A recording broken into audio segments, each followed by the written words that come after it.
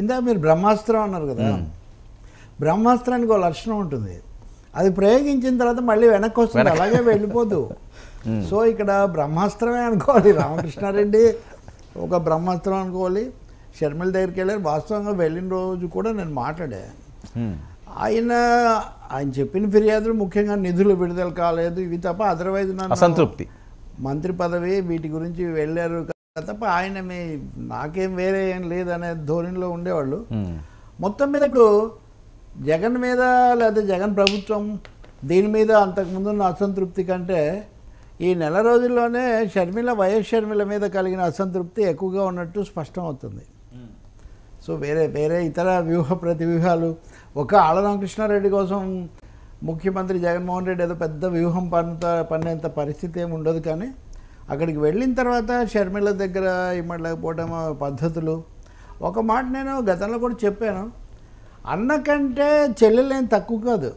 అంటే ఆయన ఎవరి మాట విండు ఇదంతా అంటారు కదా, ఆ విషయంలో ఒక పిసరు ఎక్కువే ఉంటారేమో కానీ తక్కువగా ఏముంటారు. అందుకనే షర్మిల దగ్గరికి వెళ్ళినా గట్ట రామచంద్రరావు అయినా ఇంకొకరైనా అనేక మంది అది వరకు జగన్తో ఉండి షర్మిల దగ్గరికి వెళ్ళిన తెలంగాణలో ఒకరిద్దరు మళ్ళీ వాళ్ళు కూడా వెనక్కి వచ్చారు. కాబట్టి ఇదే కారణం కావచ్చు. రెండోది ఆయన కొంచెం విచిత్రమైన మనిషి ఆళ్లరామకృష్ణారెడ్డి. కొంచెం అదే పనిగా తనే తోటలు కోసేది, తనే బరువులు మోసేది, వీటన్నిటికి కూడా పెద్ద ఇది అక్కడ ఆ మంగళగిరి దగ్గర ఆయన లక్షణాలు అనమాట అవన్నీ. ఇప్పుడు మనం ఇంటర్వ్యూకి పిలిచామనుకో, ఒకసారి చేసే చాలా పాపులర్ ఇంటర్వ్యూస్ ఒకటి రెండు ఉన్నాయి రాజధాని మీద, ఇవి అంతకుముందు చేసినవి. ఆయన ఆటోలోనే వస్తాడు, ఆటోలో వస్తాడు ఆయన. సో వాళ్ళ బ్రదర్ అయోధ్య రామిరెడ్డి పెద్ద కార్పొరేటర్ రామ్కి ఇవన్నీ ఉన్నప్పటికీ కూడా ఈయన వేరే ఇదిగా ఉంటాడు. కాబట్టి ఆయన కొంచెం ఈ పరిస్థితులు పద్ధతుల్లో డెఫినెట్గా ఆయన అక్కడికి ఇమ్మడలేనని తెలుసుకున్న తర్వాత మళ్ళీ బ్యాక్ అయ్యి మెసేజెస్ వీళ్ళకి. ఇది షర్మిలకి ఇబ్బందే కదండి. షర్మిలకు అంటే మీరు షర్మిల జగన్ మధ్యలో చూడటమా లేదా టీడీపీ వైసీపీ మధ్యలో చూడటమా అంటే ఎవరితో అయితే ఈ నిష్క్రమణలు వలసలు అలగడాలు మొదలయ్యాయో వాళ్ళలో మొదటి వ్యక్తే మళ్ళీ తిరిగి రావటం అన్నది ఖచ్చితంగా వైసీపీ క్లెయిమ్ చేస్తుంది కదా. అంటే ఇప్పుడు మనం కూడా వ్యాఖ్యానించే వాళ్ళం కూడా మరి వెళ్ళినప్పుడు కామెంట్ చేసినప్పుడు వచ్చినప్పుడు కూడా దాన్ని మళ్ళీ లెక్కలోకి తీసుకోవాలి కదా. సో ఇన్వే వైసీపీ అందరు వెళ్ళిపోతున్నారు అది ఇదన్నప్పటికీ నెమ్మదిగా మళ్ళీ ఈ సభలు జయప్రదం కావటం దానికి ముఖ్యమైన కారణం అని చెప్తున్నారు. ఒకటి అంబేద్కర్ విగ్రహం దగ్గర నుంచి ఈ సిద్ధం సభలు వీటన్నిటితో కొంచెం మూడ్ అనేది కొంచెం మార్పు వస్తూ ఉంది.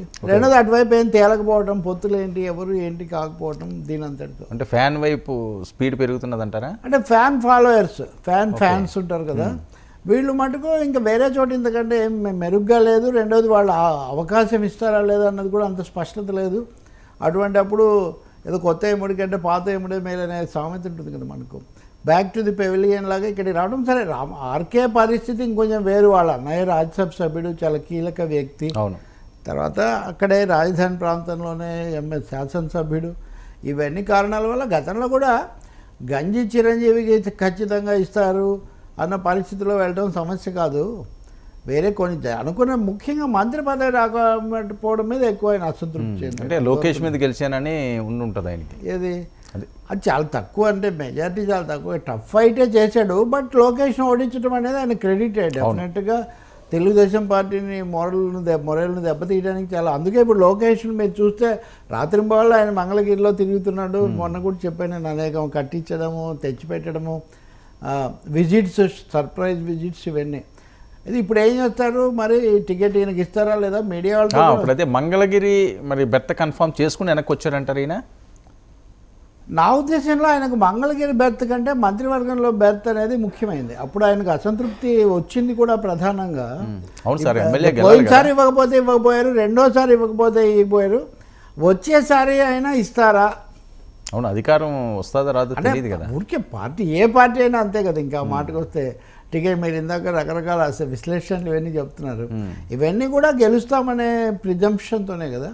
సో ఈసారి మనం అధికారంలోకి వస్తే నాకు మంత్రి పదవి ఇవ్వాలి అన్నది ఆయనకు ఒక, లేదా ఇవ్వకపోవడం సరికాదని ఇవ్వాలి అనే దీని క్లెయిమ్ కంటే.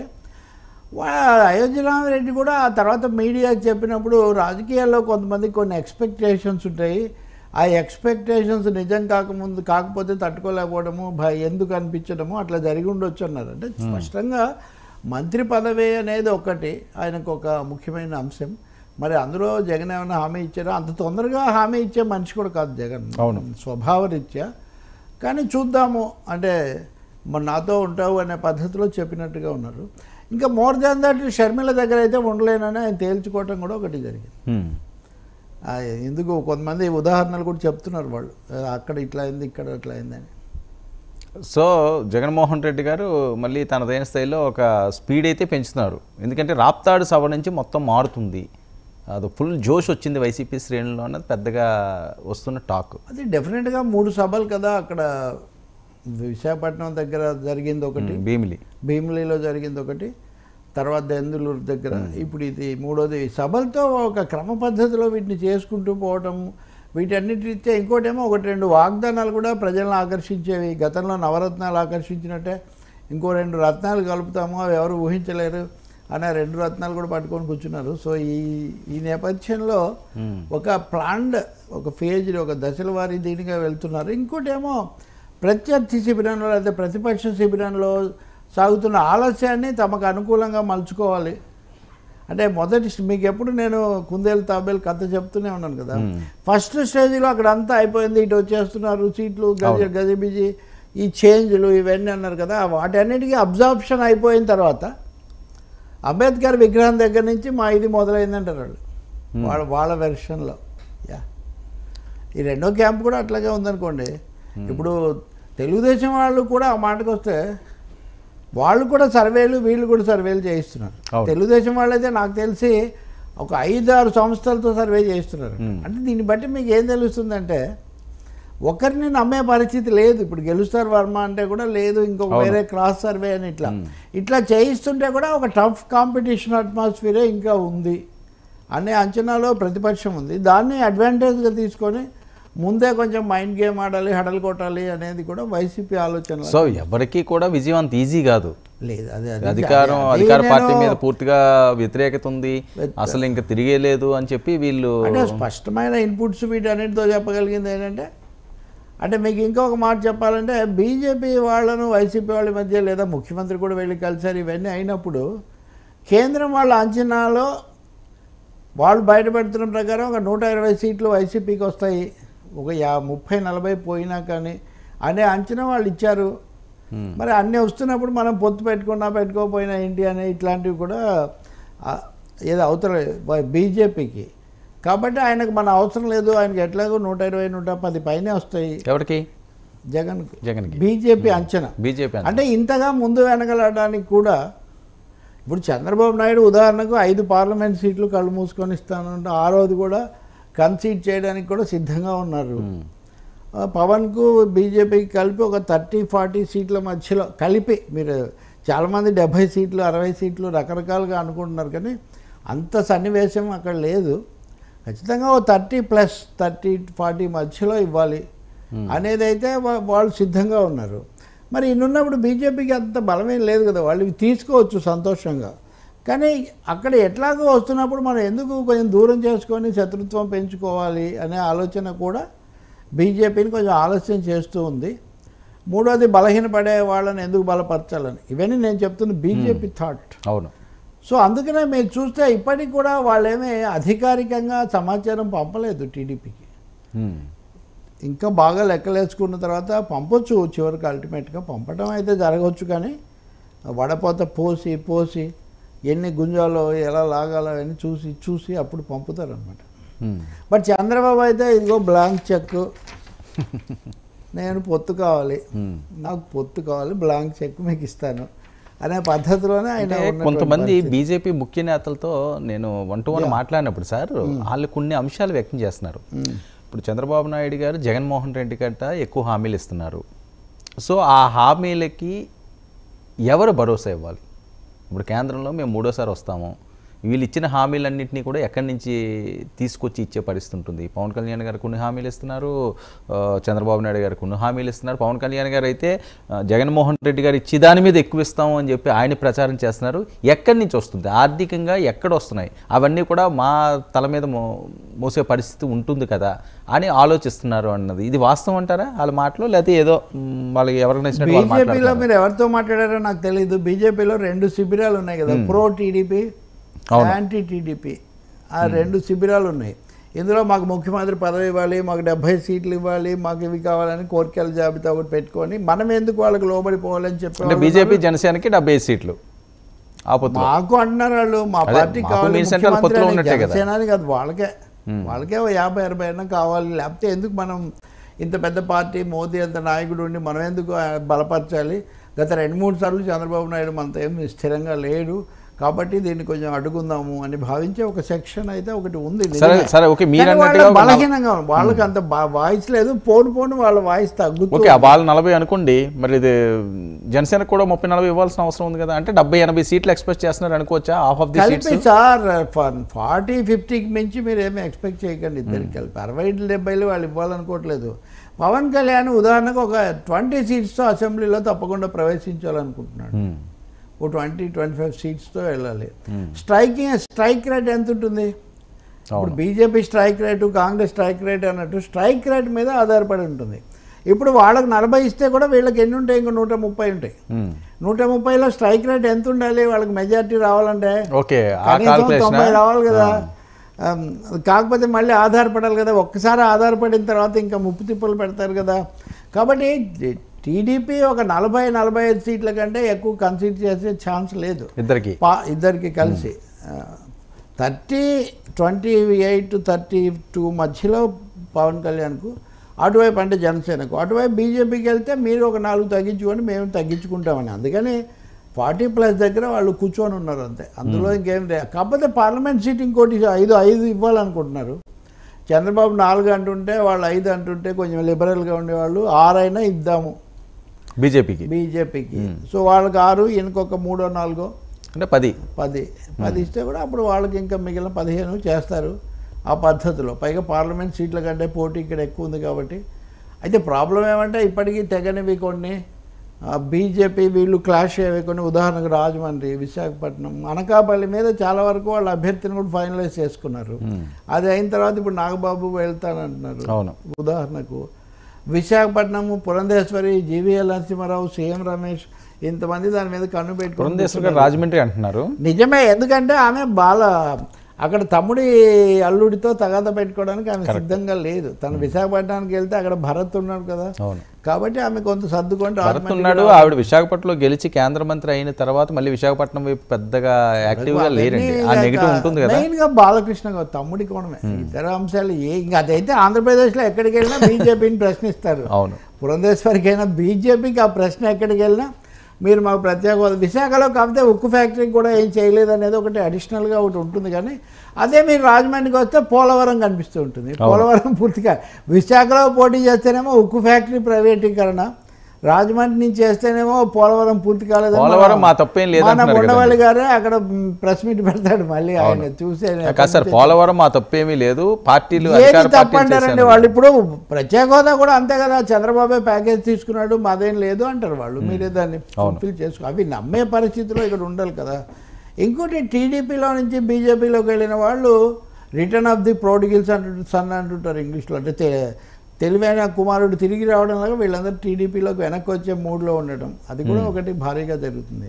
ఇప్పుడు పురంధేశ్వరి వల్ల ఖమ్మంపాటి సీటుకి ఎసరు వచ్చింది. ఆయన రాజమండ్రిలో చేద్దామని చాలా రోజుల తర్వాత అనుకున్నాడు. ఇప్పుడు ఆయన ఏలూరు పంపించాలా ఇంకెక్కడికి పంపించాలని దాని మీద వాళ్ళు ఆలోచిస్తున్నారు. సో ఇలా తర్జన భర్జనలు పడుతున్నటువంటి పరిస్థితి. ఈయన తర్జన భర్జనలు పడుతుంటే ఆయన సిద్ధం అంటూ ఆయన వరకు ఆయన చేసుకెళ్ళిపోతున్నాడు. ఆయన ఆ ప్రణాళిక ప్రకారం అది వెళ్తున్నారు. ఇంకొంచెం అగ్రెసివ్గా వెళ్ళాలి, ఇంకా ప్లాన్డ్గా వెళ్ళాలి, వీళ్ళ ఇబ్బందిని కూడా మనం అడ్వాంటేజ్గా తీసుకోవాలనే ఆలోచనలో వాళ్ళు ఉన్నట్టుగా కనిపిస్తుంది. పైగా షర్మిల నుంచి ఇప్పుడు ఉదాహరణకు ఆర్కే తిరిగి వచ్చాడు, అంతకుముందు కూడా 1-2 అయ్యారు కాబట్టి వాళ్ళ పరిస్థితి కూడా అంత ఇదిగా లేదు మనం అనేదే ఉంది అక్కడ. సరే, పవన్ కళ్యాణ్ గారు మొన్న భీమవరం వెళ్ళాల్సింది, హెలికాప్టర్ అంశం లేదు. తర్వాత ఆయన వ్యూహం మార్చారు, వైజాగ్ వెళ్ళారు, వైజాగ్ నుంచి బై రోడ్డు రాజమండ్రి వెళ్ళారు, రాజమండ్రి నుంచి భీమవరం వెళ్తున్నారట. యా సో ఏంటి అడ్డుకున్నా నేను వెళ్ళగలను అని చెప్పడమా, లేకపోతే ఈ 3 ప్రాంతాల్లో పూర్తి స్థాయిలో అభ్యర్థులను సిద్ధం చేసుకుంటే నిన్న విశాఖపట్నంలో కూడా అఫీషియల్గా కాదు అన్అఫీషియల్గా 4 ఇన్ఛార్జ్ను కూడా ఆయన నియమించడం జరిగింది. పెందుర్తి, అలాగే గాజువాక, నెక్స్ట్ యలమంచిలి, ఈ ప్రాంతాల్లోని భీమిలి, 4 ప్రాంతాల్లోని. సో ఎలా చూడాలి దీన్ని? ఈ పేర్లన్నీ ఉన్నాయి కదా. పవన్ కళ్యాణ్ మంచి స్పీడ్లో ఉన్నాడు ఈసారి. రెండోది ఏది వదిలిపెట్టకూడదు, అసెంబ్లీలో మనం తప్పకుండా ప్రవేశించాలనేది. ఈవెన్ టీడీపీ వాళ్ళ అంచనా ప్రకారం కూడా పవన్ కళ్యాణ్ దేన్ని కూడా వదిలిపెట్టట్లేదు. ఎవ్వరు కలిసి వస్తే దేనివల్ల తనకు విజయం కలుగుతుంది అనుకుంటే ఆ కార్డు ప్రయోగించడానికి పూర్తి సిద్ధంగా ఉన్నాడు అనేది వాళ్ళ రీడింగ్. గతంలో కూడా ఆయనతో పనిచేసాం కానీ అప్పటికి ఇప్పటికీ చాలా తేడా ఉంది. చాలా ప్రాక్టికల్గా, చాలా డైనమిక్గా అప్పటికప్పుడు రంగంలోకి దిగిపోయి ఏదైనా చేసేద్దామనే పద్ధతిలో ఉన్నాడు. మరి టీడీపీ బీజేపీ మధ్యలో ఎలా ఉంటాడంటే వాళ్ళు వీళ్ళని కాదు, జనసేన సీట్లు రావడానికి, జనసేన ఎదగడానికి ఎక్కడ ఏ పద్ధతి తనకు పర్పస్ అంటే అది దాన్ని నేను చేస్తాననే పద్ధతిలో ఉన్నాడని. నిన్న కూడా మనం అనుకున్నాం కదా అజ్ఞాతవాసి ఫార్ములా అనుసరిస్తున్నాడని. సో కొన్ని లోపాయకారిగా కూడా ఆయన ఏం చేసిపోతున్నాడో మాకు అందుబాటట్లేదే అనే సందేహం కూడా అప్పుడప్పుడు టీడీపీకి కలుగుతుందండి. సో మేమేమో వనరులు ఇవన్నీ సమకూర్చడంలో కొంత సహాయం చేయాలి, కానీ ఆయనేమో తన ఐడియాస్ ప్రకారం తన పార్టీని పెంచుకోవడం, తన సీట్లు తప్పకుండా 20 సీట్లు 15 సీట్లు రావాలని దాంతో వెళ్తున్నాడు. ఆ వెళ్ళినప్పుడు గోదావరి కదా మెయిన్గా ఆయనకు. 10-12 13 అక్కడ వస్తేనే ఆయనకు సీట్లు అవుతాయి. కాబట్టి ఆయన మ్యాక్సిమం ఫోకస్ అంతా అక్కడే ఉండబోతుంది అనేది చాలా స్పష్టం. ఇంకా రెండో సందేహం ఏం లేదు దీంట్లో. అదే బీజేపీతో కూడా ఇప్పుడు ఇందాక మీరే అనుకుంటా చెప్తున్నారు కదా ఏది 22వ తారీఖు ఇందులో కూడా ఉంది 22వ తారీఖు వెళ్తారు అని. నిజం చెప్పాలంటే బీజేపీ ఏమి ఇంతవరకు సిగ్నల్ ఇవ్వట్లేదు. వాడు ఆ తెలుగుదేశం కోసం జనసేన కోసం తెలుగుదేశం ఆలోచన చేస్తున్నారు. చంద్రబాబు ఏమో వెంట పడుతూనే ఉన్నారు. వీళ్ళు వెంట పడే కొద్దీ వాళ్ళకి అక్కడ కొంచెం తక్కువ అవుతుంది. ఎందుకు ఇంత వెంట పడుతున్నాడు కాబట్టి మనమే ఆయనకు మెయిల్ చేస్తున్నామేమో చంద్రబాబు. ఇక్కడ పవన్ కళ్యాణ్ ఫ్యాక్టర్ కాదు, చంద్రబాబు ఫ్యాక్టరీ ఇక్కడ ప్రధానంగా పనిచేస్తుంది. కానీ సౌత్ ఇండియా నుంచి కనీసం మనకు ఒక 5-6 పార్లమెంట్ సీట్లు ఇస్తే మంచిదే కదా, ఇంకెక్కడ వచ్చే ఛాన్స్ ఎక్కువ లేదు కదా అన్న ఒక ఫ్యాక్టరీకి మటుకు వాళ్ళు వెయిట్ ఇస్తున్నారు ఇప్పటికి కూడా. సో పవన్ కళ్యాణ్ని అడుగడుగున అడ్డుకుంటున్నారు. నిన్న రాజమండ్రి వెళ్ళినప్పుడు కూడా ఎవరో గజమాల వేస్తానంటే వేయనివ్వలేదట. కనీసం వాళ్ళు ఎవరైతే అభిమానులు ఉన్నారో వాళ్ళకి అభివాదం చేద్దామన్నా ఛాన్స్ ఇవ్వకుండా ఆపేరు అన్నది మరొక పెద్ద ఎత్తున ట్రోల్ అవుతున్నాయి. ఇది ఈ రకంగా ఆపడం వల్ల ఏమైనా బెనిఫిట్ ఉంటుందా? అదే మంచిది కాదు, ఇవన్నీ ఆయనకే ప్రచారం తెచ్చిపెడతాయని అన్నాను కదా నేను. అలాగే ఈ వాలంటీర్లకు సంబంధించి కూడా కేసు పెట్టడం, అప్పుడెప్పుడో పెట్టిన గుంటూరు దగ్గర పెట్టిన కేసు అది నిన్న కూడా ఫాలో అప్ చేయడం, ప్రతిదీ ప్రచారమేనండి. ఆయన వెళ్ళాడంటే ఆయనకు ప్రచారమే కదా. మీరంతా మీడియా వాళ్ళంతా అక్కడికి వెళ్తారు, 4 విమర్శలు చేస్తారు, కాబట్టి అదేమీ ఉండదు. అయితే ఒకటి గజమాల విషయంలో మటుకు ఏనుగు అంతకుముందు ఒక్కోసారి సెక్యూరిటీ ఇష్యూస్ జనం ఎక్కువగా ఉండడం ఇట్లాంటివి ఉండొచ్చు. కానీ ఒకటి కరెంటు విషయంలో, 2 ఇదిగో ఇట్లాంటి సందర్భాల్లో అంటే కొంచెం జాగ్రత్త తీసుకోవాల్సి వస్తుంది ఎక్కువగా ఒత్తిడి ఉంటే. అవన్నీ ఆయన సెక్యూరిటీ కూడా సొంత సెక్యూరిటీ చాలా ఉంటుంది వాస్తవానికి పవన్ కళ్యాణ్కు. జాగ్రత్త తీసుకోవాల్సిన అవసరం అయితే ఉంటుంది. స్తంభం ఒకసారి ఒకటి స్తంభం నుంచి వస్తే విరిగిపడిన ఘటన కూడా జరిగింది.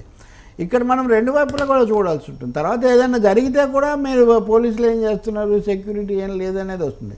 బట్ అడ్డుకోవడం అనేది అబ్జల్యూట్లీ రాంగ్. అడ్డుకోవడం కానీ అవాంతరాలు సృష్టిద్దాము, లేకపోతే చిన్నవి ఏవో క్వైరీలు వేసి ఇది మటుకు అనవసరం. ఎవరిని ఎవరు ఆపలేరండి. ఆపుదాం అనుకోవడం కూడా హాస్యాస్పదము, అర్థరహితం, అప్రజాస్వామికం కూడా. పవన్ కళ్యాణ్ లాంటి ఆయనకు ఏం సమస్య వస్తుందంటే మామూలు రాజకీయ నాయకుల కంటే ఆయనకు సినీ అభిమానులు చాలా ఎక్కువగా ఉంటారు కాబట్టి వీళ్ళ రెగ్యులేషన్ కూడా కొంచెం సినిమాలు అప్పుడంటే వాళ్ళ సిబ్బంది పోలీసులకు ముందే తెలియజేయడం ఇదంతా జరుగుతుంది. ఇక్కడ పోలీసులకు జనసేన కూడా అంత పూర్తి రిలేషన్ లేదు కదా. మా నాన్న పోలీస్ అని ఆయన ఎప్పుడు పోలీసుల గురించి సెల్యూట్ చేస్తూ మాట్లాడుతుంటాడు. చంద్రబాబు లోకేష్ ఏమో పోలీసుల మీద 4 చొరకలో లేకపోతే 4 ఇవేవో చెప్తుంటారు. పవన్ కళ్యాణ్ ఏమో ముందు వాళ్ళకు నమస్కారం పెట్టి మీరు చాలా చేశారు. వారాహి యాత్ర అప్పుడు కూడా ఆయన నాకు అందరూ సహకరించారని చివరిలో వాళ్ళ కృతజ్ఞతలు కూడా అంటే వాళ్ళ నాన్నగారు అదే డిపార్ట్మెంట్ కదా అని అభిమానం ఏమో. అది కూడా ఉంది కాబట్టి అందుకనే ఇలాంటివి ఆటంకాల్లో కల్పించడం మటుకు సరికాదు. వాటి వల్ల ఇంకా ఆయన మీద ఆకర్షణ పెరుగుతుంది. సార్ రేపు భీమవరంలో ఎలా ఉండే అవకాశం ఉంటుంది?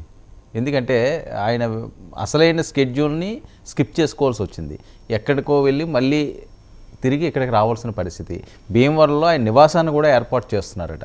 ఏంటి అంత భీమవరం మీద ఆయన ఫోకస్ పెట్టడానికి కారణం? తూర్పుగోదావరి జిల్లాలో పిఠాపురం అని మొన్నటి వరకు అన్నారు, తిరుపతి అని చెప్పి ఒక టాక్ వచ్చింది, కానీ భీమవరమే మళ్ళీ ఎంచుకోవడానికి. తిరుపతి అయితే పవన్ కళ్యాణ్ పోటీ చేయట్లేదండి. తిరుపతి తెలుగుదేశం దగ్గర వాళ్ళు గట్టిగా అడుగుతున్నమాట, వీళ్ళేమో ఇవ్వడానికి కూడా కొంచెం సిద్ధంగా ఉన్నమాట నిజమే, కానీ పవన్ కళ్యాణ్ వెళ్ళరు. కాకపోతే చిరంజీవి చేసిన సీటు అనే ఒక సెంటిమెంట్ అది వాళ్ళు అడుగుతున్నారు. బట్ పవన్ కళ్యాణ్ అక్కడికి వెళ్తాడని టీడీపీ ఏం భావించట్లేదు. ఆయన భీమవరము పిఠాపురం మధ్యలోనే ఆయన డెస్టినేషను. పిఠాపురం అయితే దగ్గరగా ఉంటుందని, భీమవరానికే ఇప్పుడు మొత్తం మీద మొగ్గు భీమవరానికే ఉన్నట్టే కనిపిస్తుంది. ఎందుకంటే బహుశా అల్లూరి సీతారామరాజు జిల్లా ముందు అక్కడ చేయటం ఒకటి, అక్కడే ఫోకస్ పెట్టవచ్చు. గతసారి ఇంకొకటి ఒక సింపతి ఫ్యాక్టర్ కూడా ఒకటి ఉంటుంది. అవును, అందులోనూ సెలబ్రిటీ వ్యవహారం ఇవన్నీ ఉన్నాయి కాబట్టి ఈసారి ముందుగా మనం అలా కాకుండా చేద్దామని కూడా ఓటర్లు వేస్తారు. అది కూడా రాజకీయాల్లో ఒక వ్యూహమే. దెబ్బతిన్న చోటే మళ్ళీ మనం మద్దతు పొందాలి, సానుభూతి పొందాలని. అందువల్ల భీమవరం అయ్యే ఛాన్స్ చాలా ఎక్కువగా ఉంది.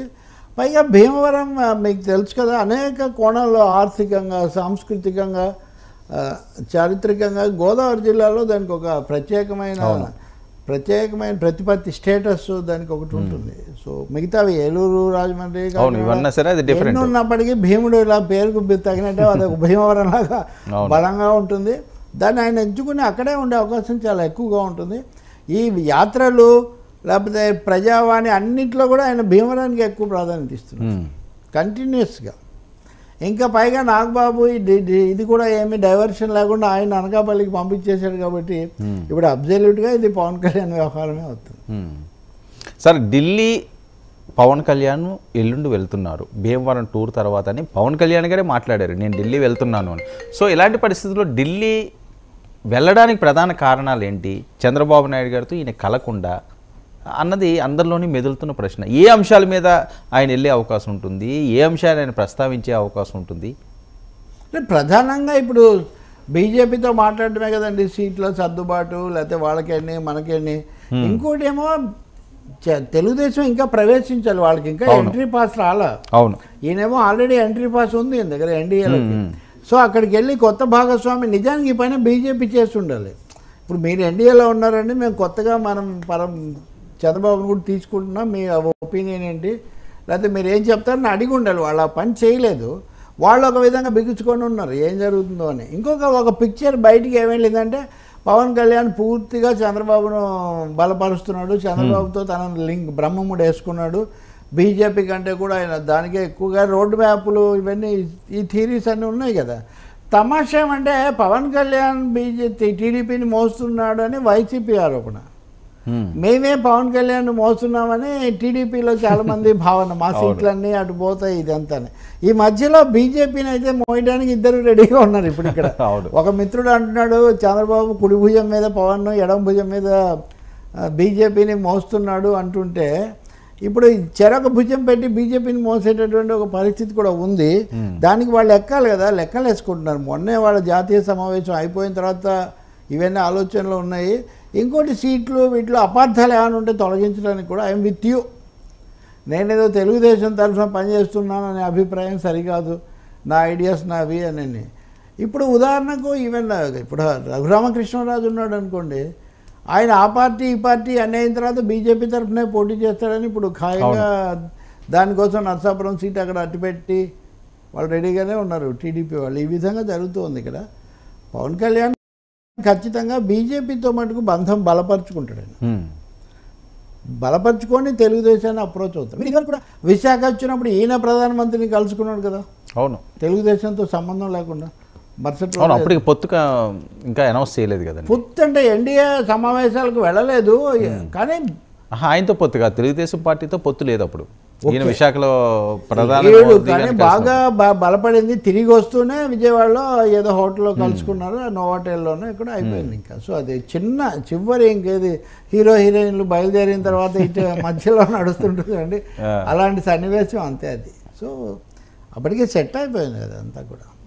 అంటే బీజేపీ వస్తుందా లేదా అన్నది ఇంకా చాలా మందిలో ఉన్న అనుమానం. ఎందుకు ఈ రకంగా ఆలోచిస్తున్నారు అని ఇందాక చెప్పినది అది కూడా ఎగ్జాంపుల్ చెప్తున్నారు. ఇన్ని పథకాలు ఇవన్నీ కూడా అది ఉమ్మడి పార్టీ అంటే అందరి మీద పడతామని అంత బాధ్యతగా ఉంటుందని ఎవరు వీళ్ళు కూడా అనుకోవట్లేదు. బీజేపీ అందులో అమిత్ షా మీరు స్వయంగా ఆయన ఎన్నికల ప్రధానమైన బాధ్యుడు. ఎప్పుడు అమిత్ షా, నడ్డా, తర్వాత మోదీ ఆశీస్సులు. మనం గెలవాలి, మిగతావన్నీ తర్వాత ముందు జో జీతా ఓయి సికిందర్, ముందు గెలవడానికి ఏం చేయాలో మీరు అది చూడండి అని. టీడీపీకి ఉన్న సందేహం ఒకటి ఏమంటే మనతో పొత్తు పెట్టుకొని కూడా జగన్తో ఏమన్నా ఇది అవుతారేమో. ఇప్పుడు ఉదాహరణకి ఇక్కడ తెలంగాణలో బీఆర్ఎస్ విషయం వచ్చినప్పుడు వస్తున్న సందేహాలాగే. కాబట్టి బీజేపీకి జగన్మోహన్ రెడ్డితో అంత సంబంధం ఉంది కాబట్టి మనం ఏ మేరకు రిలే కాగలమని we have no option but BJP అనే ఖచ్చితమైన అభిప్రాయంలో చంద్రబాబు నాయుడు ఉన్నాడు. You take it from me. ఇంకా ఓకే, బీజేపీకి 2 ఆప్షన్స్ ఉన్నాయి. ఒంటరిగాను పోవచ్చు, వీళ్ళతోనూ పోవచ్చు. 3వ ఆప్షన్ కూడా పవన్ కళ్యాణ్ ఒకప్పుడు 3 ఆప్షన్స్ అన్నాడు కదా, మా ముందు 3 ఆప్షన్స్ ఉన్నాయని. ఆయన ఒక ఆప్షన్ క్లోజ్ చేసుకుని 2 ఆప్షన్స్కు పరిమితం అయ్యాడు. TDP plus BJP plus Janasena, TDP plus Janasena అంతే. సో ఇది బీజేపీ నిర్ణయించుకోవాల్సిందే కానీ తెలుగుదేశం చేతిలో ఏం లేదు. కానీ ఇన్నిసార్లు తిరిగి ఇవన్నీ చేసి పరోక్ష ప్రత్యక్ష ఒత్తిళ్లు తెచ్చి వాళ్ళను ప్రసన్నం చేసుకొని బ్లాంక్ చెక్ కూడా ఇచ్చిన తర్వాత అల్టిమేట్గా బీజేపీ ఇటు సరే కానీ అనే అవకాశమే చాలా ఎక్కువగా ఉంది. అప్పుడు తనకు కూడా తనకున్న డ్యూ ఇంపార్టెన్స్ ఉండాలి అన్నది పవన్ కళ్యాణ్ జనసేన యొక్క డిమాండ్. ఇక్కడ తెలుగుదేశం రాగానే అది పెద్ద పార్టీ, ముఖ్యమంత్రి పదవి ఇవన్నీ అటుపోతే తను ఒక జూనియర్ భాగస్వామిగా మీకు చెప్పాను కదా నేను, ఇద్దరు ఉంటే సమానంగానే ఉంటారు. ముగ్గురులో ఈయన చిన్న తమ్ముడు అవుతాడు అందరికంటే. మోదీ పెద్దన్న, చంద్రబాబు స్టేట్ అన్న, పవన్ ఏమో చిన్న తమ్ముడు అయ్యే పరిస్థితి ఒకటి ఉంది. అందుకని ఆయన ఎక్కువ కేర్ తీసుకుంటున్న పరిస్థితి. ముందు వెళ్ళి వాళ్ళకి చెప్పడానికి కూడా ప్రయత్నించవచ్చు ఆ విధంగా. ఇంకోటేమో ఆయన క్లెయిము లేదా ఆయన ఫాలోయర్స్ చెప్పేది అసలు ఇవన్నీ కుదరడానికి ఈ మాత్రం జరగడానికి పవన్ కళ్యాణ్ కారణం. చంద్రబాబును కలుసుకున్నాడంటే కూడా దాని వెనక పవన్ వెయిట్ ఉందని కూడా ఒక మాట చెప్తున్నాను. అంటే చంద్రబాబు కలవడానికి పవన్ కళ్యాణ్కి ఏమైనా సంబంధం ఉందంటారా? అసలు చంద్రబాబు నాయుడు గారిని ఢిల్లీ ఎందుకు పిలిచినట్టు ఈయన అమిత్ షా గారితో ఏం మాట్లాడినట్టు సార్? అది అసలు ఇప్పుడు వచ్చి లీక్ అవ్వలేదు. చంద్రబాబును పిలవలేదు ఆయన. ఈయన వెళ్ళడానికి వెళ్ళాడు, ఈయన వెళ్ళి అడగడానికే వెళ్ళాడండి. నేను పొత్తు పెట్టుకుంటాను మహానుభావ, మీరు ఏం చెప్తారో చెప్పండి, ఎన్ని సీట్లు అడుగుతారో చెప్పండి, ఏవి అడుగుతారో చెప్పండి. అంత సరెండర్ అవుతారంటారా? సరెండర్ అని మీరు కంపల్షన్, పొలిటికల్ కంపల్షన్, రాజకీయంగా తప్పనిసరి అనే ఒక నిర్ణయానికి ఆయన వచ్చాడు. దాని నుంచి ఇప్పుడు జగన్ కన్నా కనీసం లోపల పరోక్ష పొత్తు పెట్టుకొని రాజకీయ ఎన్నికల పొత్తు అవసరం లేదు.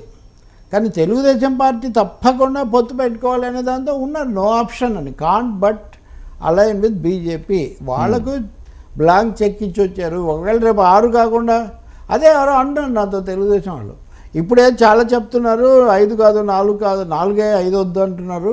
అక్కడికి వెళ్ళొచ్చిన తర్వాత 7 8 ఇస్తానంటే కూడా మేమేమి ఆశ్చర్యపోము. చాలా ఈల్డ్ అయిపోయే పరిస్థితిలో ఉన్నారు. మీరు సరెండర్ అంటున్నారు కానీ నేను ఈల్డ్ అవడం అంటున్నా. బీజేపీ ముందు ఈల్డ్ అంటే రాజకీయంగా సరెండరే, ఆ పార్టీ సరెండరే, ఈ పార్టీ సరెండరే. కానీ అక్కడికి వెళ్ళినప్పుడు మా నాయకుడు ఏదైనా ఈల్డ్ అయి వస్తాడు అని. అందుకని వాళ్ళు కూడా ఇంకా కొంచెం 2 రోజులు లేట్ చేస్తే ఇంకొంచెం ఈల్డ్ అవుతాడేమో, ఇంకో కొంచెం 2 సీట్లు అడగొచ్చేమో అన్నట్టుగా బీజేపీ ఉంది.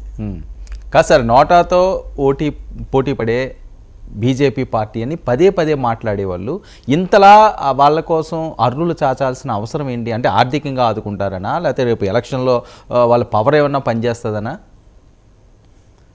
కీ అండి, సెంట్రల్ పాయింట్. అక్కడ మీకు మొత్తం భూమి అంతా మీదే ఉండొచ్చు. ఆ మధ్యలో ఆ బంగారు పడేటటువంటి చోట లేదు, నీళ్లు పడే చోట మీ దగ్గర ఉంటే అక్కడ ఎవరికి అనేది కదా. దేశంలో కేంద్రం అధికారం వాళ్ళ చేతుల్లో ఉంది.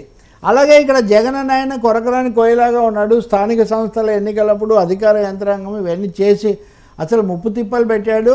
ఒక్క ముక్కలో చెప్పాలంటే బీజేపీ లేకపోతే మనం గ్రామసీమల్లో క్షేత్రస్థాయిలో ఆ ఎన్నికల్లో వైసీపీ సైన్యాలతో మనం తలపడలేము. తప్పకుండా బీజేపీ ఉంటే కొంచెమన్నా ఉంటుంది. ఇంకా కీలకమైన అంశం ఒకటి చెప్తా. ప్లీజ్. బీజేపీ తమతో లేనందువల్ల 2019లో ఎన్నికల అధికారుల నియామకం దగ్గర నుంచి, ఉన్న వాళ్ళని బదిలీ చేయడం దగ్గర నుంచి, ప్రధాన కార్యదర్శిని, చీఫ్ సెక్రటరీని కూడా మార్చడం దగ్గర నుంచి ఒకటి కాదు, series of steps they were taken against TDP అన్నది వాళ్ళ అంచనా. ఆఖరికి ఇప్పుడు నడుస్తున్న స్కిల్ స్కామ్ కూడా కేంద్రమే పెట్టింది. కాబట్టి మోదీతో సరిగ్గా ఉండకపోతే ఆయన ఊరుకోడు. ఇంక ఈడీ త్రిశూల వ్యూహం ఒకటి ఉంది కదా, ఈడీ, ఐటీ, సిబిఐ, త్రిశూల వ్యూహం ఒకటి ఉంది, రాజకీయ వ్యూహం ఒకటి ఉంది, దాడులు ఇవన్నీ ఉన్నాయి. కాబట్టి ఇక్కడ జగన్ పేరు పైకి చెప్తున్నప్పటికీ, జగన్ నుంచి కాపాడడానికి మేము బీజేపీ సహాయం అంటున్నప్పటికీ, మోదీ నుంచి కూడా కాపాడుకోవడం అవసరమే అన్న ఒక అవగాహన టీడీపీకి. అంటే వాళ్ళకి త్రిశూల వ్యూహం ఉన్నా, ఈయన కళ్యాణ్ గారు ఏమని సన్ముఖ వ్యూహం అంటారు, చంద్రబాబు నాయుడు గారు సూపర్ 6 అంటారు. ఇవేవి ఆపలేరా ఆ వ్యూహాలని? ఇవన్నీ రాష్ట్ర సరిహద్దుల వరకు పనికొస్తాయి. కానీ జాతీయ స్థాయిలో చూసినప్పుడు ఎన్నికల కమిషనర్ను నియమించే అధికారం కూడా ఇప్పుడు ఎన్నికల సంఘం తీసేసుకుంది. నిన్న మీరు చూస్తున్నారు కదా, మోదీ ఒక మాట అంటున్నారు.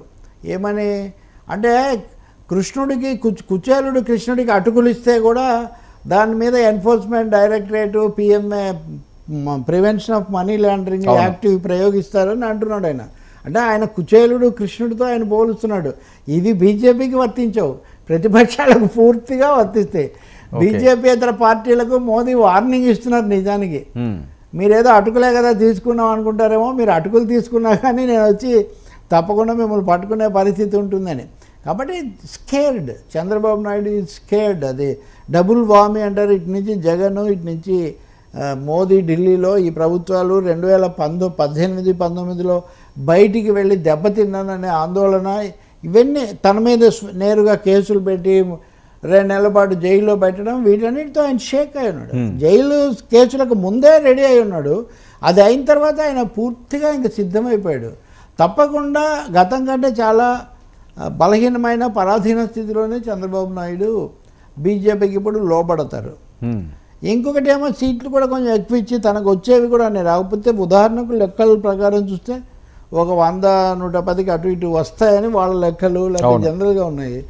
కొంచెం తగ్గి 120 అంటున్నారు వాళ్ళు. 120 వీళ్ళ కానీ వాళ్ళు అంటున్నారు. వాళ్ళ లెక్కలో ఒక 110 అలా ఉన్నాయి టీడీపీ లెక్క. వాళ్ళు టీడీపీకి జనరల్గా వస్తున్న లెక్కలు. ఇంకా వాళ్ళు 6 సర్వేలు కదా, వాళ్ళు అవి చేసుకుంటూనే ఉన్నారు. అంటే పొత్తులోనా సార్, ఇండివిజువల్గానా? అందరికి కలిసి. ఓకే, 3 పార్టీలు కలిసి 110 అంతే. ఓకే, మ్యాజిక్ ఫిగర్ దాటుతాము అట్లా అని. కానీ ఈ సర్వేలో కొంచెం ఒక 4 పాయింట్లు ఎక్కువేసి అట్లా ఇట్లా అయితే ఏమవుతుందనే ఒక సందేహం కూడా తెలుగుదేశం పార్టీని పీడిస్తూ ఉంది. అందుకనే ఇప్పుడు ఒక ముక్క ఏంటంటే, వాళ్ళు 80-90 సీట్లకు అభ్యర్థులను ఖరారు చేసుకున్నారు. వాళ్ళ తరఫున, జనసేన తరఫున ఎవరు పోటీ చేస్తారో 90 సీట్లకు లిస్టు రెడీగా ఉంది. ఓకే, చంద్రబాబు చేతిలో. అది కూడా సింగిల్ అభ్యర్థి, అది కూడా చెప్తా. సింగిల్ అభ్యర్థిని పెట్టుకొని 90 సీట్లతో, అంటే సగం సీట్లకు అభ్యర్థులు ఫైనల్ అయిపోయి రెడీగా ఉన్నా కానీ విడుదల చేయట్లేదు. ఎందుకంటే 2 కారణాలు. ఒకటేమో జగన్ లిస్టు కూడా రాని అని, రెండోది బీజేపీ సంగతి తేలకుండా మనం ప్రొసీడ్ అయితే ఎట్లా కుదురుతుందని. ఇక్కడ కుదరకపోతే అక్కడికి ఇట్లా పంపించాలి, ఇవి జరుగుతుంది. కాబట్టి అందుకని they are all prepared but very cautious, very suspecting atmosphere. Sir okay, మీరు చెప్పినట్లుగా 90 సీట్ల మీద ఒక క్లారిటీ వచ్చింది. లిస్ట్ అయితే పవన్ కళ్యాణ్ దగ్గర, చంద్రబాబు నాయుడు దగ్గర ఉంది. పవన్ కళ్యాణ్ 25 సీట్లకు ఎప్పుడో ఇచ్చాడు. సరే ఓకేలేండి, అది ఓకే. ఇది కాకుండా మీరు 90 చెప్తున్నారా?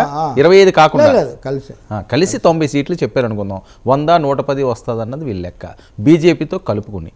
కానీ బీజేపీకి పార్లమెంటు సీట్లు 6-7 అడిగే ఛాన్స్ ఉన్నది అంటున్నారు. పవన్ కళ్యాణ్ ఒక 3-4 ఆయన అడుగుతారు, 10 సీట్లు. సో ఈ 10 పార్లమెంటు స్థానాలకి బలమైన తెలుగుదేశం పార్టీ ఓట్ బ్యాంక్ నుంచి ట్రాన్స్ఫర్ అవుతుందా? అది చాలా కీలకం ఈ ఎన్నికల్లో. That will be a big question. అదే కదా, పురంధేశ్వరికి కొంచెం ఛాన్స్ ఎక్కువగా ఉంటుంది. అది రామారావు గారి కూతురు, అనేక ఫ్యాక్టరీస్ కలిసి. మిగిలిన విషయాల్లో అంత గ్యారంటీ ఉండదు బీజేపీకి అనేది ఒక అంచనా. ఒక అంచనా ఏంటంటే అంతగా ఉండకపోవచ్చు అని. ఇందాక మనం అనుకున్నట్టు విశాఖపట్నం లాంటి వాటి ఇప్పుడు ఉక్కు ఫ్యాక్టరీ, అక్కడ ఎవ్వరూ కామన్గా కేంద్రాన్ని ఎంచుకునే పరిస్థితి ఉండదు.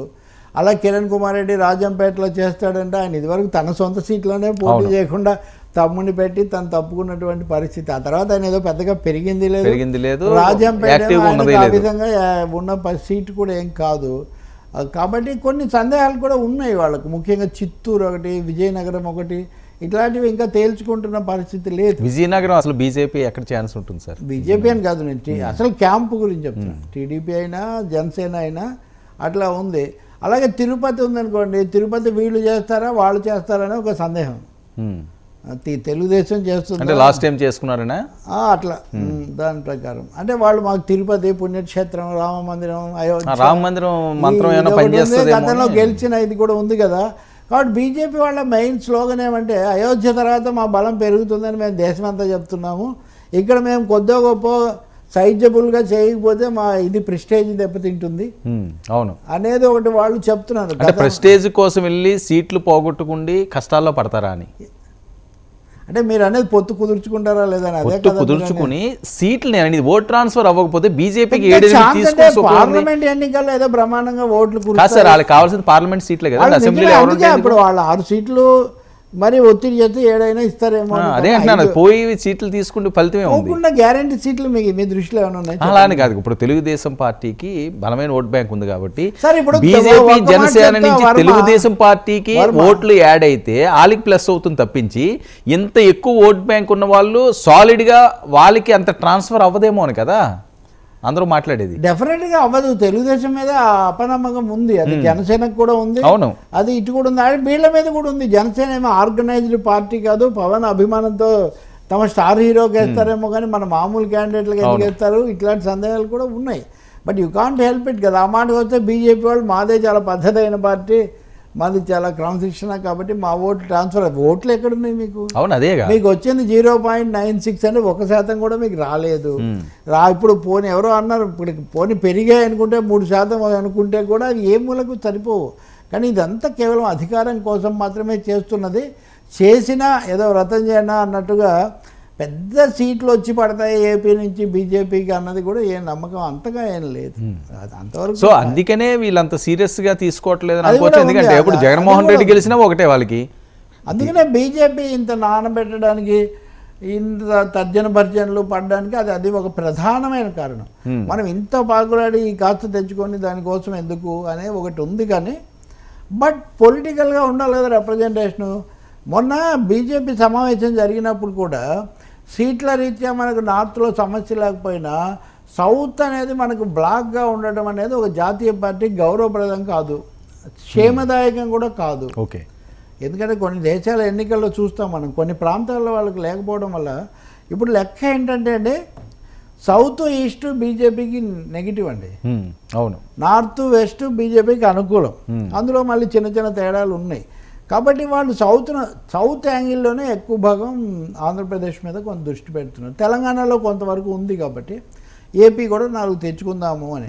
పైగా ఇప్పుడు తెలంగాణ గెలిచిన తర్వాత రేవంత్ రెడ్డి వచ్చి అక్కడ ప్రచారం చేయడము, షర్మిల అక్కడ ఉండడము, ఇలాంటి విషయాలు, కాంగ్రెస్ అనే ఒక ఫ్యాక్టర్ కూడా ఇంతకుముందు లేదు. అవును, నేషనల్ పర్స్పెక్టివ్లో బీజేపీకి ఇప్పుడు కాంగ్రెస్ ఫ్యాక్టర్ కూడా వచ్చింది కాబట్టి వాళ్ళు పొత్తు పెట్టుకునే ఛాన్స్ ఎక్కువగానే ఉంది. కాకపోతే చివరి వరకు సాగదీసి ముప్పు తిప్పలు పెట్టి ఎక్కువ లాగేయాలంటే అంటే అదే అంటున్నాను. ఇప్పుడు లాగేయడం వల్ల వాళ్ళకి వచ్చే బెనిఫిట్ ఏంటి? పొలిటికల్ బార్గెనింగ్ అండి. తలం చేసి మీ ఇష్టం మీరు తీసుకోండి అంటారా? ఇప్పుడు అమిత్ షాతో వెళ్ళి కూర్చుని మీరు ఇలా అక్రాస్ ది టేబుల్ కూర్చున్నప్పుడు ఎన్ని కావాలంటే నాకు ఎక్కువ కావాలని నేను అడుగుతాడా అమిత్ షా? అది సరే అండి మీరు ఎన్ని ఇస్తాను అంటే గెలిచేవి కదండి, తీసుకో గెలిచేవి ఏవి చెప్పండి మీరు. బీజేపీ ఫలానావి గ్యారంటీగా లేదా ఒక మోస్తరుగా ఉంటాయి. ఇప్పుడు అనేది రఘురామకృష్ణరాజు ఆయన ఇంతకుముందు సీటు వైసీపీ తరఫున గెలిచింది, అది అట్లా. విశాఖలో ఎప్పుడో ఈమె ఓడిపోయారు కూడా, అవును, పురంధేశ్వరి అంటే హరిబాబు గెలిచారని హోప్ ఒకసారి గెలిచాడు, అందుకని అక్కడ వాళ్ళు అడగొచ్చు. కానీ అక్కడ బాలకృష్ణ కాబట్టి అడగొద్దులే అని వాళ్ళు అనుకుంటున్నారని. రాజమండ్రి కాకినాడలో ఒకప్పుడు గెలిచారు వాళ్ళు గతంలో, కాబట్టి ఆ విధంగా వాళ్ళు అడిగే అవకాశం ఉంటుంది. అప్పుడు రాజమండ్రి బీజేపీ కనుగిస్తే అప్పుడు కాకినాడ ఏమైనా మార్చాల్సి వస్తుందేమో, అనకాపల్లి తీసుకుంటే కూడా కాకినాడ జనసేనకు ఇవ్వకపోవచ్చు అని కూడా ఒక చర్చ నడుస్తుంది. అన్నీ వాళ్ళకే ఇచ్చి మాకేం మిగలవు కదా అని. సో ఇలాంటివి నడుస్తున్నాయి. This things take time. BJP ఇంకో 2-3 రోజులు అయితే ఏడిపించేటట్టుగానే ఉంది, ఏం చెప్పకుండా. అంటే ఈయన ఢిల్లీ ఎల్లుండి వెళ్ళినా దీని మీద ఒక క్లారిటీ రాదంట అనుకోవచ్చా? అసలు రమ్మన్నారా అనేది వర్మ మరి ఈయనే చెప్తున్నాడు సార్ నేను ఢిల్లీ వెళ్తున్నానని. పిలిచారు, నాకు ఆహ్వానం వచ్చిందని చెప్పారా? నేను ఢిల్లీ వెళ్తున్నారు టూర్ తర్వాత పవన్ కళ్యాణ్ ఢిల్లీ వస్తా అంటే ఎవరు వద్దుంటారు సార్, దానికి అంతే కదా. ఇది వరకు కూడా వెళ్ళి ఇంకంటే మనము ఒక్కోసారి చిన్నబుచ్చకూడదని, కానీ ఆయన చాలా అవస్థపడి చివరకు నడ్డాను ఒకరిని కలుసుకొని చాలా కప్పు వచ్చిన అనుభవం ఉంది. చంద్రబాబుకు ఉంది, పవన్ కళ్యాణ్కి ఉంది. వాళ్ళు అలా ఏడిపిస్తున్నారు, అది వాళ్ళ తప్పే కానీ వీళ్ళ లోపం అని కూడా నేనేం చెప్పట్లేదు. అందుకని వాళ్ళకేదో ఆహ్వానం ఉంది, ఆహ్వానం మీద వీళ్ళు వెళ్ళిపోతున్నారు అనేది అది కేవలం ఊహాగానం మాత్రమే. ఆహ్వానం రాక వీళ్ళు నిరీక్షిస్తున్నారు. బహుశా పవన్ వెళ్ళి కొంచెం చంద్రబాబును కూడా పిలవండి అని చెప్పే ఒక అవకాశం కూడా. ఈయన రాయబారం వర్కౌట్ అవుతుందా? వర్కౌట్ ప్రయత్నం చేయటమే అంతే. అదే చంద్రబాబు నాయుడు గారు ఆ పరిస్థితిలో ఉన్నారా? పవన్ కళ్యాణ్ గారు వెళ్ళి ఆయన్ని కూడా పిల్లండి అనే స్టేజ్లో ఉన్నారు ఆయన? మీకేమైనా డౌటా? మీకేమైనా అంత వీక్ అయ్యారా అని? కాదండి, ఆయన వెళ్ళి చర్చించి వచ్చినా కానీ చర్చించామని ఇంతవరకు చెప్పలేదు బీజేపీ. అదేదో రహస్య సమావేశం లాగానే మిగిలిపోయింది. అమిత్ షా చెప్పాడు ఎక్కడన్నా yes I bet Chandrababu Naidu అని? ఈ ఎకనామిక్ టైమ్స్కి కాంక్లేవ్లో ఆయన ఏమన్నాడు, సర్కార్ తరఫున పార్టీ తరఫున మేము చాలామందిని కలుస్తుంటాము, అయిపోతుంటే అవన్నీ నేను మీకు చెప్పలేను అన్నాడు. ఎందుకు?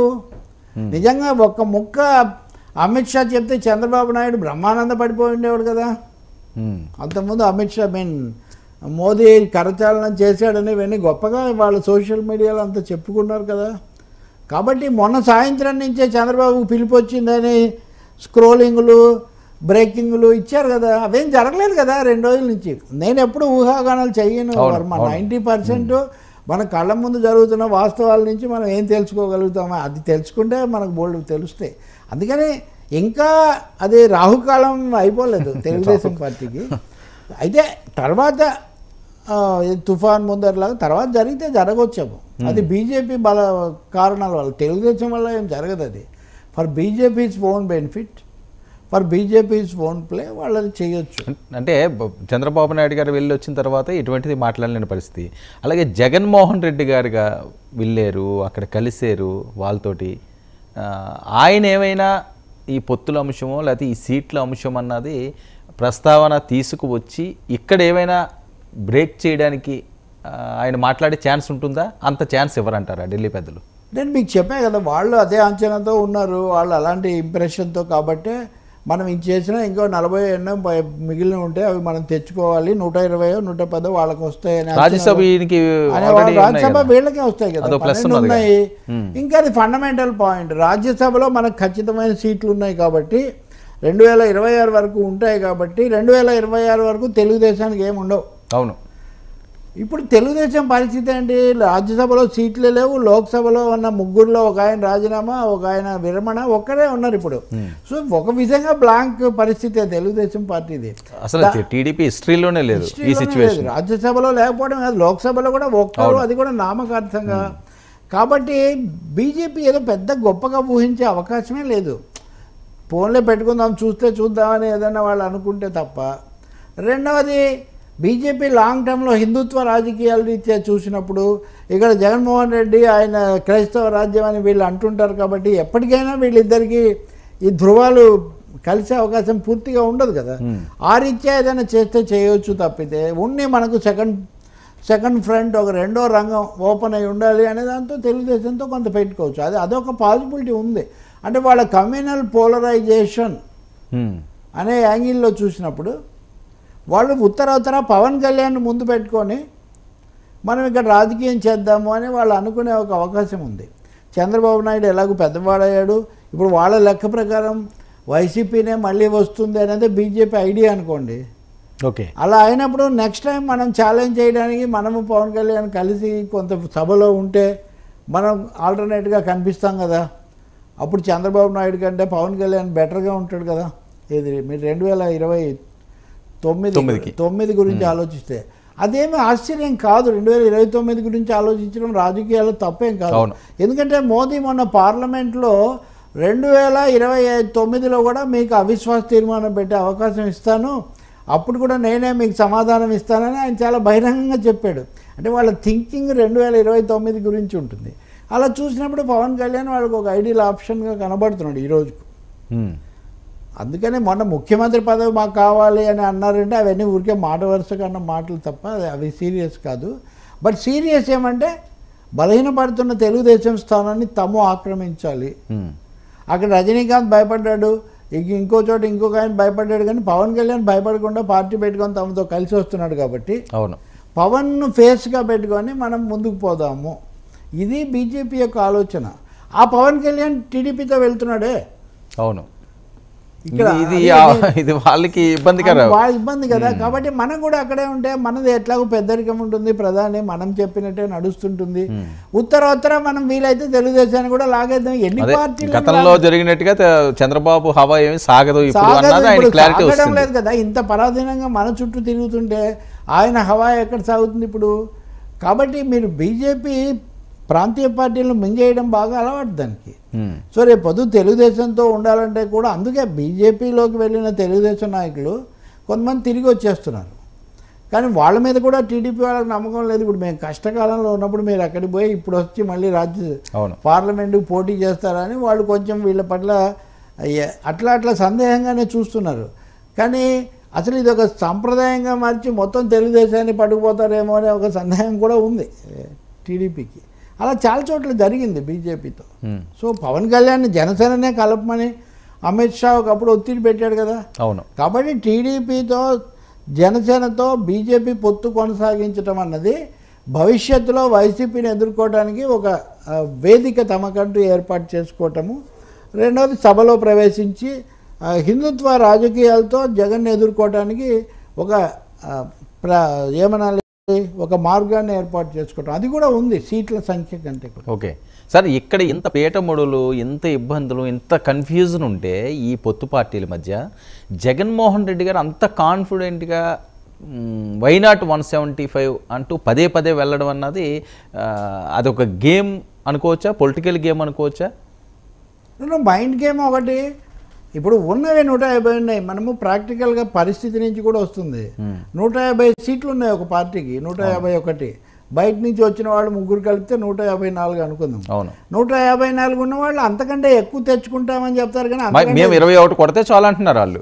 అదే 151 ఉంటాయో ఓడతాయో తెలియట్లేదు. నేను అంటుంది వాళ్ళు ఏమంటారు, ఉన్నదానికంటే ఎక్కువ సీట్లు తెచ్చుకుంటామంటారు, కానీ తక్కువ అని ఎవరు చెప్పరు కదా ఏ పార్టీ కూడా. సో 154 నుంచి ఎక్కువ అంటే నెక్స్ట్ ఫిగర్ 170 కదా ఇంకా. కాబట్టి వైనాట్ 175 అనే స్లోగన్ తీసుకున్నారు. అంటే ఎంత ధీమాగా ఉన్నారో అని మైండ్ గేమ్. అంతే కదా, మైండ్ గేమ్ అది. ఎంత లేకపోతే అలాగే అందుకనే పెద్ద సభలు పెట్టి అందరినీ పిలిపించి చాలా బ్రహ్మాండంగా ఇప్పుడు ఇట్లాంటి వాటిని ఇంకా ఇప్పుడు ఆర్కేజ్ ఏదో వెళ్ళాడన్నారు, ఏమన్నారు, అందరు తిరిగి వచ్చారు చూడండి అని ఒక డామినేటింగ్గా ఒక గంభీరమైన పిక్చర్ ఇవ్వడానికి ట్రై చేస్తారు. ఇదంతా మైండ్ గేమే కాదు, సిచ్యువేషన్ కూడా అలా ఉంది. 150 సీట్స్ ఉండడం వల్ల నెక్స్ట్ టార్గెట్ మొత్తం మావే అనే ఒక స్లోగన్. కానీ నిజానికి ఒక 110, 120 వస్తాయి అనే దానికి మానసికంగా సిద్ధమై ఉన్నారు. అంటే పోయినా 30, 40 మనకేం ఇబ్బంది లేదు కదా అనే ఒక ఫిలాసఫీ. అందుకనే అంటారు ఈ అభ్యర్థులు మార్చడం కూడా. ఖచ్చితంగా అందుకోసమే. అది కూడా ఇంతమంది గెలుస్తారని తెలియక ఎవరెవరినో పుల్లైనా ఎల్లైనా ఎవరినో పెట్టాను వాళ్ళంతా గెలిచి కూర్చున్నారు కాబట్టి వాళ్ళనే కంటిన్యూ చేస్తూ మొయ్యడం ఎందుకు?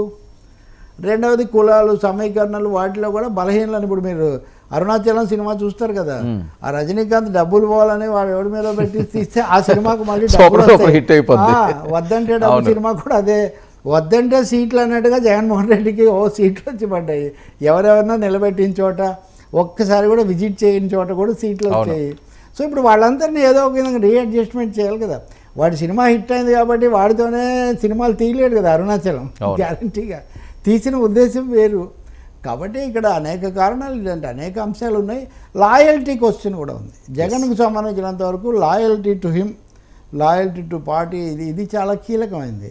ఇప్పుడు చంద్రబాబు నాయుడుతో జరిపారు, లేకపోతే ఇప్పుడు ఈ ఎంపీ గారు ధిక్కారం, తన మాట వినలేదు, ఇటువంటి వాళ్ళని టాలరేట్ చేసే ఒక లక్షణం లేకపోవటం, వీటన్నిటి వల్ల ఈ పరిస్థితి వచ్చిందంతే.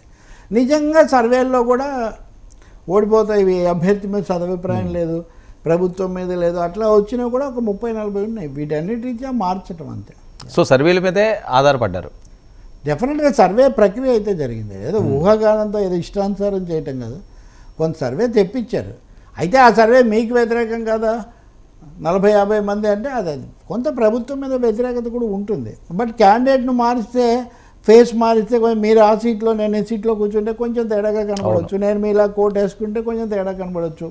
సో ఫేస్ లిఫ్ట్ అంటారే, సో ఫేస్ లిఫ్టింగ్ ఎక్సర్సైజ్ కూడా ఇందులో ఇమిడి ఉంది. క్యాస్ట్ ఫ్యాక్టర్ కూడా, caste engineering, social engineering so called. ఇప్పుడు మన రాజకీయాలనే 2 ఇంజనీరింగ్ల మీద ఉన్నాయండి, social engineering, social media engineering. ఈ రెండింటి మీదే మొత్తం రాజకీయం నడుస్తూ ఉంటుంది అంతే. సో దీని మీదే ఇంకా ఆధారపడాల్సిన అవసరం కూడా ఆధారపడడం. ఇప్పుడు పవన్ కళ్యాణ్ గోదావరి జిల్లాలో ఎందుకు మకాం పెడుతున్నాడండి? రాయలసీమ జిల్లాలో అసలేం లేదు కదా, వెళ్ళి కూర్చోవచ్చు కదా. గోదావరిలో అయితే అది కొంచెం పనిచేస్తుంది. అందుకని so many things are happening. ఇప్పుడు ఎట్లాగో దగ్గరకు వస్తాయి, March 9కి ఎన్నికల షెడ్యూల్ ఆ తర్వాత వస్తాయంటున్నారు కాబట్టి సిద్ధం అని జగన్ అంటున్నాడు, అనకుండా వీళ్ళు తంటాలు పడుతున్నారు. అంటే రాయలసీమ ప్రాంతాల్లో జగన్మోహన్ రెడ్డి గారిని ఎదుర్కోవాలంటే చంద్రబాబు నాయుడు వ్యూహమే చేయాల్సిన అవసరం ఉంది. ఎందుకంటే బీజేపీ అక్కడ అంత స్పీడ్గా ఉండరు, వీళ్ళు అక్కడ వర్కౌట్ చేసేదే ఉండదు. పవన్ కళ్యాణ్ గారు కూడా అదే పరిస్థితి. మాట వరుసగా అంటున్నాను నేను, అంటే అసలు ఏం చోట కదా, ఇక్కడ వచ్చే చోటే కొంచెం కష్టపడదాము అవును అనే దాంతో ఇటు గోదావరికి ఇటువైపు నుంచే ఆలోచన ఎక్కువ చేస్తున్నారు. సో జగన్మోహన్ రెడ్డి గారి మీద అంత వ్యతిరేకం అయితే లేదు మోదీ గారికి. సో ఈయన ఎప్పటికన్నా మన చేతిలో ఉన్న మనిషే, మనకి సపోర్ట్ చేస్తాడు. వ్యతిరేకత లేదు ఆయన, లోబడి ఉండే ప్రతిసారి అంతగా మొత్తం నాకు ఎన్ని సీట్లు ఉంటే మీకే ఓటేస్తాం మహానుభావ, మీరు ఏం చెప్తే దానికి మేము రెడీ అంటుంటే ఎందుకు అంత అట్లాంటి వాళ్ళు కావాలి కదా, పైకి వస్తావు బాబు అని చెప్తాడు, నన్నే బలపరుచుకుంటూ ఉంటుంది నీకని. సార్ ఇక్కడ క్యాస్ట్ ఈక్వేషన్స్ చూడరండి ఎక్కడ మోదీ గారు, అక్కడ రామ మంత్రం, హిందూ తత్వం, రిలీజియన్ అంతే. బీజేపీకి సంబంధించినంత వరకు రిలీజియన్ ఒకటి వాళ్ళు చూస్తారు. అందుకే కదా బీజేపీ రాష్ట్రాల్లో ఒక్క ముస్లిం ఎమ్మెల్యే లేడు, ఎంపీ లేడు, ఇట్లాంటివి చెప్తూ ఉంటారు. మిగిలిన వాటిలో ఇప్పుడు కొంతవరకు వాళ్ళు కూడా సోషల్ ఇంజనీరింగ్ అని, నాకంటే పెద్ద బీసీ ఎవరున్నారన్నాడు మోదీ. మీరు ఊహించగలరా?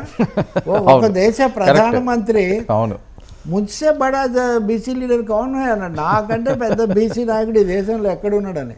అందుకని ఈ దేశంలో తారక మంత్రమేమో కానీ బీసీ మంత్రం మోగుతుంది చాలా బాగా చెప్తున్నా. ఈ బీసీ మంత్రం ఎస్సీ ఎస్టీ మంత్రంతో పాలక వర్గాలు కొన్ని దశాబ్దాలు పాలన చేసాయి. ఇప్పుడు ఆ తర్వాత బీసీ మంత్రానికి వస్తున్నాయి. ఇప్పుడు జగన్ మార్చిన 80 మందిలో కూడా ఎక్కువ మంది ఆయన బీసీలకు ఇస్తున్నాడు. అవును, ఎందుకు? 2 కారణాలు. ఒకటి, తెలుగుదేశం పార్టీకి బీసీలు వెన్నెముక అనే ఒక ఫిలాసఫీ ఎన్టీఆర్ హయాంలో ఉంది, దాన్ని చంద్రబాబు కొంత పోగొట్టినా దాన్ని పోగొట్టాలి, దాన్ని ఛేదించాలి అనేది ఒకటి. రెండవది, ఇప్పుడు మీరు ఇందాక నుంచి చెప్తున్న గోదావరి జిల్లాలో కాపులను ఎదుర్కోగలిగిన ఫోర్స్ ఏదైనా ఉంటే అది బీసీలే అనేటటువంటి ఈ 2 లెక్కల వల్ల జగన్మోహన్ రెడ్డి బీసీ దాన్ని చేస్తున్నాడు. వేరే బీజేపీ కూడా చంద్రబాబు ఒకటి అనేవాడు కదా, అందరికంటే నేనే పెద్ద మాదిగనని. ఏదైనా అంటారు రాజకీయ నాయకులు ఆ సమయంలో ఎన్నికల కోసం, నేనే పెద్ద బీసీని అంటున్నాడు మోదీ. ఒకప్పుడు చంద్రబాబు నాయుడు నేను పెద్ద మాదిగని అన్నట్టే, ఇప్పుడు మోదీ గారు నేను పెద్ద బీసీని అంటున్నాడు. చాయ్ వాళ్ళ కొడుకు, ఇలాంటివన్నీ కూడా. సో నిన్నెవరో అడుగుతున్నాడు నన్ను, మీరు అన్నారు కదా వాళ్ళు నిజంగా మోదీ ఛాయ్ ఎక్కడ అమ్మాడో ఇంతవరకు. నిజంగా అది ఎక్కడా లేదు కదండి. అది అమ్మేరు అనేది పెద్ద ఎత్తున స్ప్రెడ్ చేశారు తప్ప అసలు ఎక్కడ అమ్మారు అన్నది దానికి ఏం ఆధారాలు లేవు. That is social media magic, social media engineering magic అంతా అదే. ఇంకా మీరు చూస్తుండగానే ఒక వీడియో వస్తుంది, అది మీరు ఫేక్ అని తెలుసుకునే లోపలే వైరల్ అయిపోతుంది, గ్లోబల్గా అది టాప్కి వెళ్ళిపోతుంది, ఇదంతా అయిపోతుంది, ట్రెండింగ్లోకి వెళ్తుంది. ఆ తర్వాత అది నిజమో అబద్ధమో మీరు పరిశోధించి ఫ్యాక్ట్ చెక్ చేస్తే మీరు చూసుకోవాలి. ఇప్పుడు సినిమా హిట్ అయ్యి కలెక్షన్స్ అని వచ్చాక మీరు కాపీ కథ అని తెలిస్తే ఇప్పుడు పాపం త్రివిక్రమ్ శ్రీనివాస్ ఆసూత్రమే కదా. ముందు సినిమా హిట్ అయితే ఆ తర్వాత ఈ అలవైకుంఠపురంలో ఇంటి గుట్టు, లేకపోతే పలానా అత్తారింటికి దారేది మాకెందుకు జనం చూశారు, డబ్బులు వచ్చే అయిపోతుంది అంతవరకే. So that is happening. BC card కూడా ఇక్కడ ఒకటి ఉంది. ఈ చర్చల్లో బీజేపీ, టీడీపీ, జనసేన తేలేంత వరకు ఈ రాష్ట్ర రాజకీయంలో 2 జరుగుతాయి. ఒకటి అనిశ్చితి, అస్పష్టత ఉంటుంది. రెండోది వైసీపీ తన మార్గంలో ఇంకొంచెం ముందుకు పోతూ తన ప్లాన్లు తన పకడ్బందీకి చేసుకుంటూ. సో టీడీపీ, జనసేన, బీజేపీ వీళ్ళు కూడా బీసీలకి ఎక్కువ ప్రయారిటీ ఇచ్చే ఛాన్స్ ఉంటుందా రేపు టికెట్లలోని? అది చెప్పలేము, ఎందుకంటే జనసేన కాంపోజిషన్ వేరు. అవును, టీడీపీ ఏమో చాలా రోజులుగా వాళ్ళు కరువును పడి ఉన్నారు, రకరకాల వాళ్ళను ఉన్న సీట్లు కూడా 100-110 వస్తే అందులో పెట్టాల్సి వస్తుంది. ఇప్పుడు రాయలసీమలో ఉంది, అక్కడ ఒక విధమైన కాంపోజిషన్. కోస్తా జిల్లాలో ఉత్తరాంధ్రలో అచ్చెన్నాయుడు ఆ బ్యాచ్ అక్కడ అదొకటి. సో సింగిల్ పాయింట్ మీద టీడీపీ వెళ్ళే అవకాశం ఉండదు.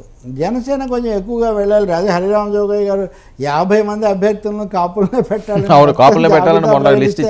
టీడీపీ వాళ్ళు అది కూడా అంటున్నారు. మేము చచ్చిపోతున్నాం బాబు, రోజు ఒక ఆయన లేఖ రాస్తాడు హరిరామ జోగయ్య, మాకు కూడా పంపిస్తాడు, మేము ఏం చేయాలో మాకు తెలియట్లేదు. దీన్ని అసలు పవన్ కళ్యాణ్ కూడా వీళ్ళు ఇంత ముప్తిప్పలు పెడుతున్నారని. అందుకనే ఎప్పుడూ లేనంత తమాషగా ఉన్నాయి సార్ ఎన్నికలు. దానికి ఒక్కటే కారణం, శరీరం బలహీనమైతే వైరస్లు వస్తాయన్నట్టే టీడీపీ కొంత బలహీనపడడం వల్ల దాంతో చెలగాటం ఆడేవాళ్ళు బాగా పెరిగారు, ఎక్కువయ్యారనమాట. అది ఇక్కడ పరిస్థితి. సార్ మరొక విషయం, మ్యాజిక్ ఫిగర్ సాలిడ్గా తెలుగుదేశం పార్టీ గెలిచే విధంగా అయితే ఈసారి సీట్ల పంపకం ఉండకపోవచ్చా?